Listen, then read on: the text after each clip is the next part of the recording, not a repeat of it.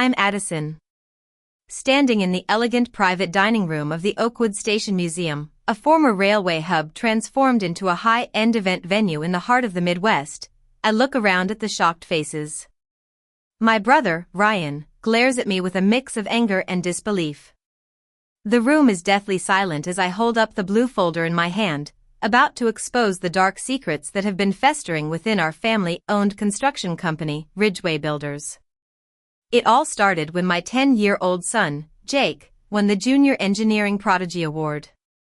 He designed a smart irrigation system using recycled materials that could help small farms save water. The award ceremony was held in the museum's grand auditorium that afternoon. Jake was beaming with pride, and I was so proud of him. But at the family dinner that followed, Ryan, who had always been the golden child in our family, decided to turn it into a nightmare. He had arranged a 5-course meal for everyone, but when the waiter came to Jake, Ryan casually said, "He's not on the list." I thought it was a mistake and asked the waiter to add a meal.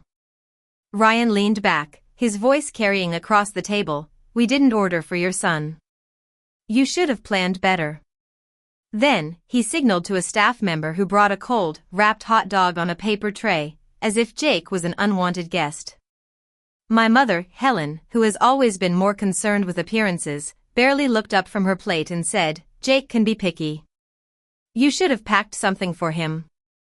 My father, George, stared at his plate in silence. He knew Ryan's behavior, but he always chose to avoid confrontation. Jake looked at the hot dog, then quietly folded his award certificate under his chair, trying to protect it from any potential spills. I saw the hurt in his eyes, and something inside me snapped.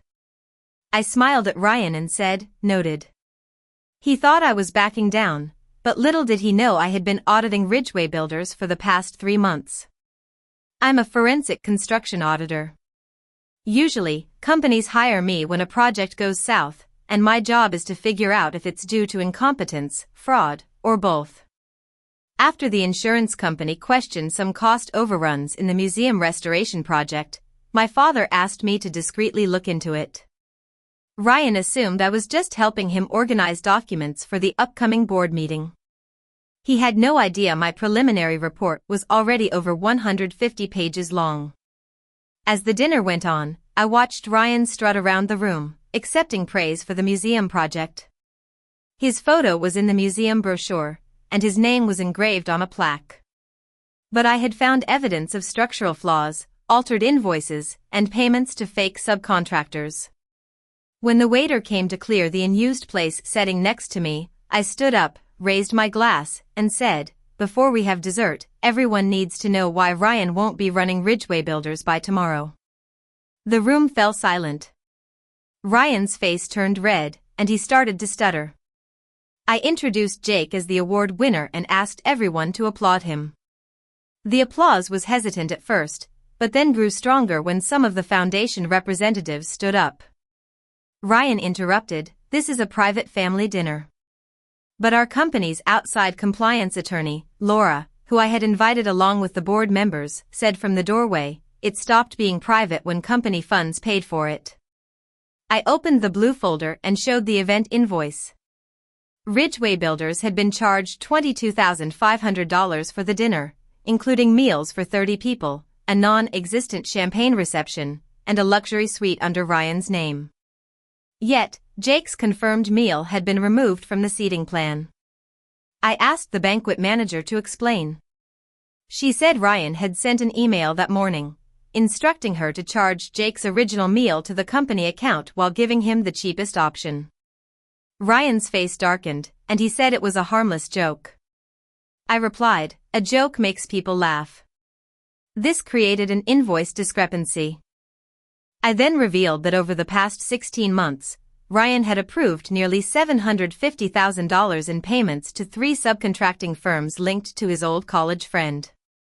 2 of the firms had no real operations, and the third billed for specialized waterproofing that tests showed was never installed. Ryan pushed back his chair angrily and accused me of stealing confidential documents. Laura explained that the board had authorized my access, and copies had been preserved. My father's face turned pale. He asked about the safety risk of the missing waterproofing. I told him the building wasn't in immediate danger, but parts of the basement could flood in a heavy storm, and the repair estimate was at least $350,000. Ryan tried to defend himself, saying cost overruns were normal. But I placed photos on the table showing the same empty storefront used as the registered address for all three firms. I also displayed a timeline of payments that showed transfers made right after Ryan bought a beach house through a shell company. My mother gasped, and Ryan's wife, Lisa, stared at him in disbelief. Ryan turned on me and said, "You're ruining this family because your kid didn't get a fancy meal." I looked at Jake's untouched hot dog and said, "The hot dog showed me that you still think taking from others is winning." I then announced that I was withdrawing my professional certification from all the reports Ryan had submitted under my name. Years ago, he had tricked me into signing a limited technical review agreement, saying it was for internal use only. But my audit showed he had copied my signature onto at least 5 public financing applications. The board chair informed Ryan that his executive authority was suspended pending investigation. His access to the building, financial privileges, and company devices would be revoked before he left the museum. Ryan tried to rewrite history, telling the board that I had resented him since childhood and that my audit was revenge. He reminded everyone that I had left Ridgeway Builders 10 years ago after a so-called emotional breakdown. I remembered that time vividly. I was 24, working on a bridge construction project. I had developed a method to detect early signs of corrosion in steel beams, which could save the company a fortune in repairs. I presented it to Ryan, who was then the project manager. He praised my work and asked for my detailed analysis. 2 weeks later, he presented the method to a state transportation committee under his own name. When I confronted him, he showed me an email that seemed to prove I had abandoned the project and that my calculations were unreliable. My father removed me from the project team, and Ryan got a promotion. I quit 3 months later. My former fiancé, Mark, who worked in the company's legal department, also turned his back on me. Ryan had shown him fake messages suggesting I had falsified test results. Mark ended our engagement without telling me the real reason. 6 months before this dinner, Mark contacted me after finding the old files during a system upgrade. The messages were fake, created on Ryan's computer and forwarded through an administrative account. Mark apologized, but it couldn't bring back the years I had lost. At the dinner, I asked Laura to open the locked case. She took out a forensic report from an independent cybersecurity firm. Ryan laughed nervously and said no one cared about old family feuds. My younger brother Ethan, who was a civil engineer at the company, stood up. He had been quiet throughout the dinner, but his face showed that he was finally understanding what had been going on. He said, "I care." Ethan then revealed that 3 years ago, after he questioned some budget calculations on a city project, an anonymous complaint accused him of being drunk at work. The allegation was false, but he lost his project lead position, and Ryan took over the contract. Laura distributed summaries of the digital examination, which linked Ryan's old computer credentials to the forged messages against me and recent alterations in the museum project's inspection records. My father asked Ryan if he was denying presenting my work as his own. Ryan replied, "We're in a family business. Nothing belongs to one person." That statement hit my father hard. He had built Ridgeway Builders on the idea of family members supporting each other. My mother finally asked if Ryan had lied to Mark. Ryan rolled his eyes and said, she would have left him anyway. My mother stood up, her hands on the table, and said, "You let your sister believe she was unlovable for 10 years. She removed the company pin from her jacket and placed it next to Ryan's plate. Ryan pointed at me and shouted that I had manipulated everyone. But Jake stood up and said, "My mom didn't take your success. She found out where you took it from." My father asked the children to leave the room. Ryan agreed, thinking the adults would sort things out. But I refused to send Jake away. Instead, Laura arranged for a foundation staff member to take all the children to the museum's interactive exhibit area, where Jake could show off his irrigation system.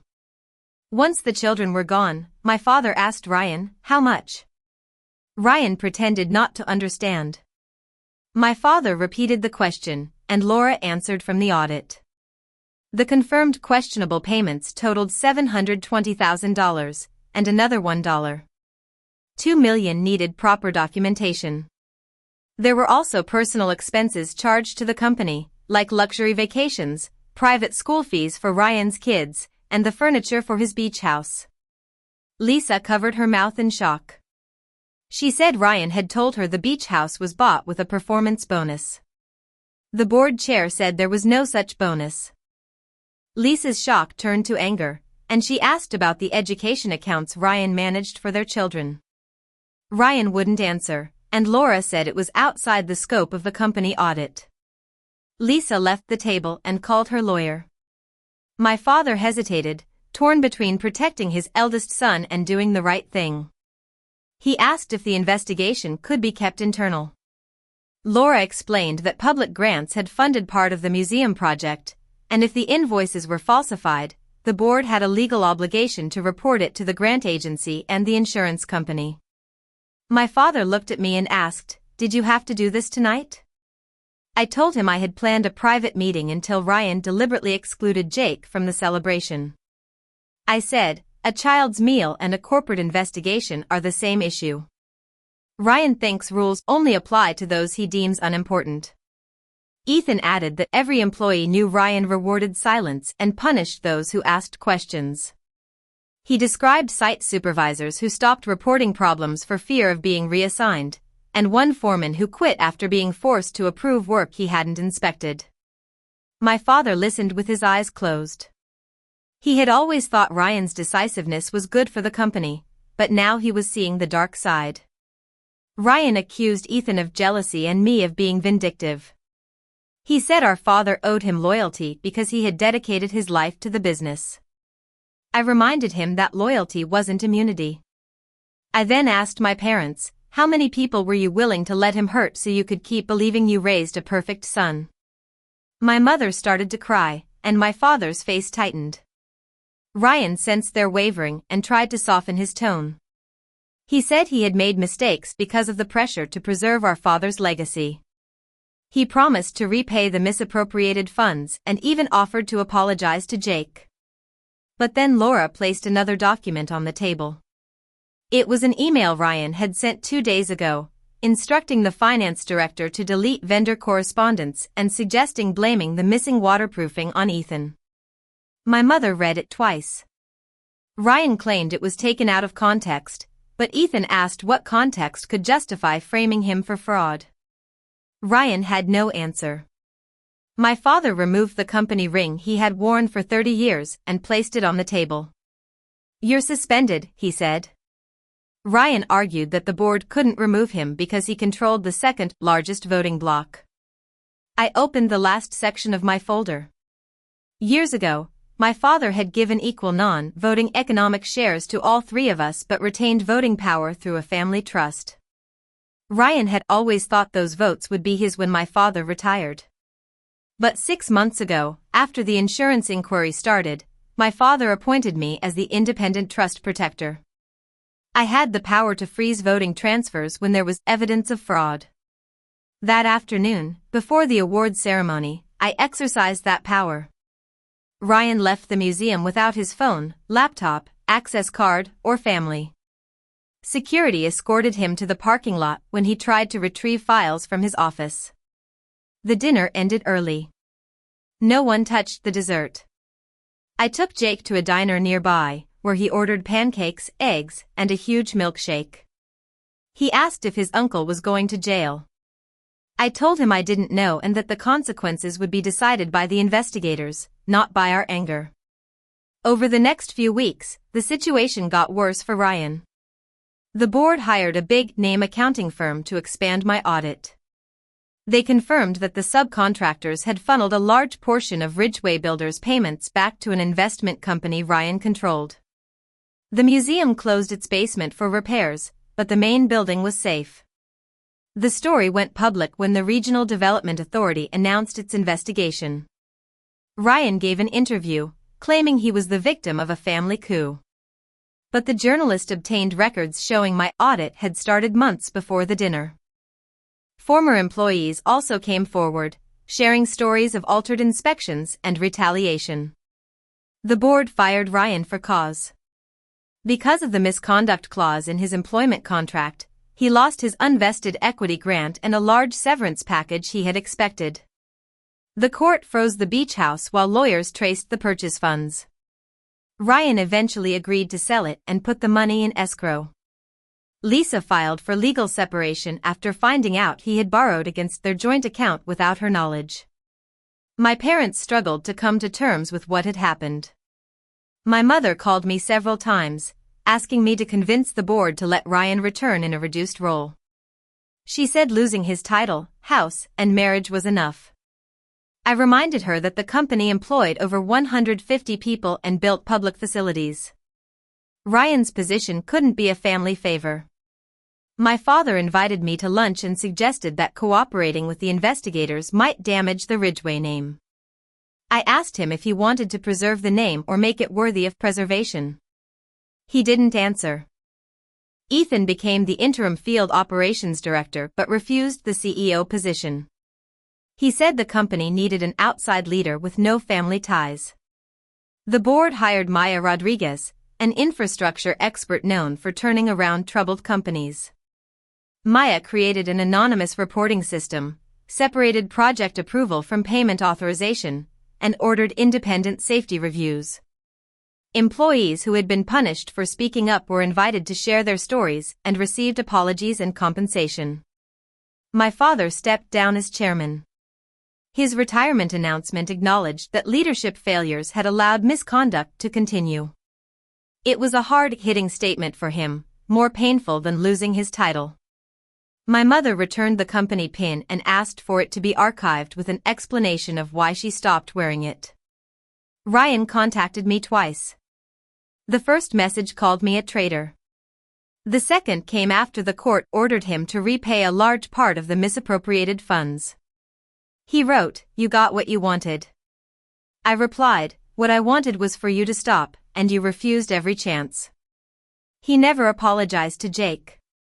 Instead, through my mother, he offered to buy Jake an expensive tablet. I declined.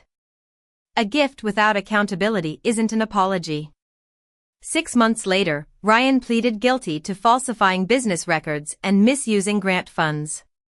His sentence included home confinement, probation, restitution, and a ban on serving as an officer in companies receiving public development funds. Some relatives thought the punishment was too harsh, while others thought it was too lenient. I stopped caring about what everyone thought. The important thing was that Ryan no longer had the power to hurt people, the stolen money was being recovered, and the museum was being repaired. Nearly a year after the dinner, Jake and I returned to the Oakwood Station Museum for the opening of a youth engineering workshop. The foundation had improved his irrigation system with the help of university students and agricultural experts. 3 local farms were testing the updated version. Jake's name was on a small plaque next to the original prototype. He read it, smiled, and immediately started showing another kid how the system worked. He didn't ask if Ryan would see it. He didn't need the approval of someone who had tried to make him feel unworthy. My parents were at the opening. Our relationship has changed. I've set boundaries.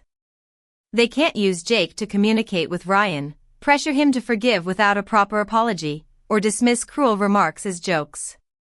My mother was the first to accept the rules.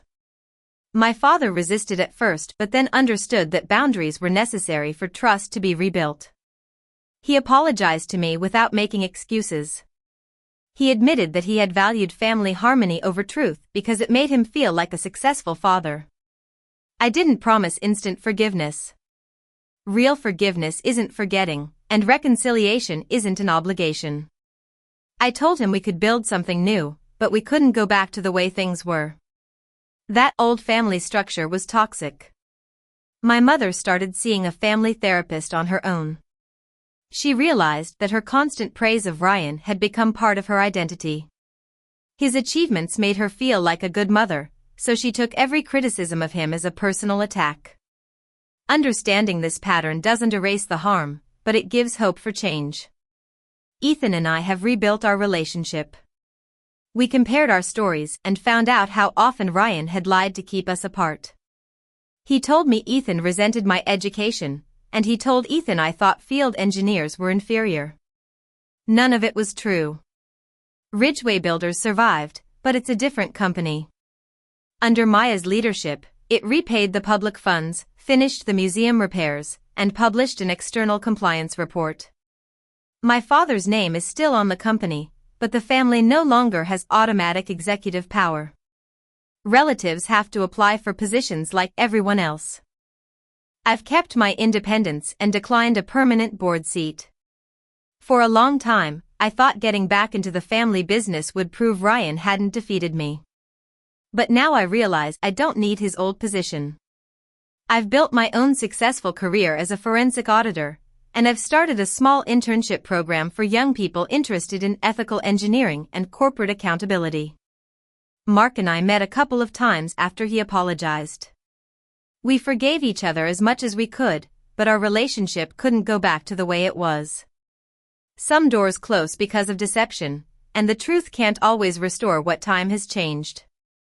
It was painful, but it was also freeing. I don't need to reverse every loss to move forward. As for Ryan,